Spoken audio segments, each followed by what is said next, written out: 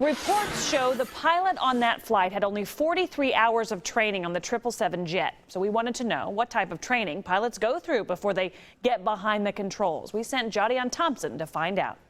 We're standing inside of a flight simulator, which is what a lot of pilots use to train these days, mostly because it gives them this realistic look outside and all of the training with the instruments inside. There's upgrade training. ATD Chief Flight Instructor Tony Robbins teaches lessons for smaller planes at the downtown airport. And we start teaching them the primary flight controls.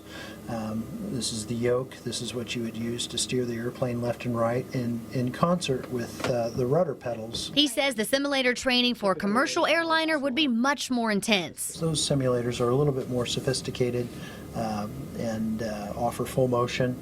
They're up on hydraulic jacks. Robbins says in the U.S., pilots must meet several federal qualifications before they can ever fly a commercial airliner, including logging at least 1,500 hours of flight time. Training in a simulator for a specific jet like the 777 is also required, but for how long is up to each airline, while there are also regulations for international flights. When you hear that he had 43 hours of training, does that alarm you or does that sound normal? Yeah, it does alarm me.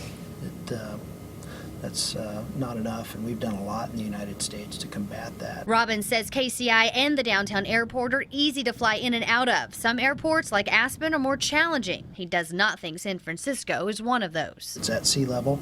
The runways are adequately long, and it's a common airport for airline service. Robbins also says pilots are not allowed to fly more than 8 hours a day. Jodion Thompson, 41 Action News.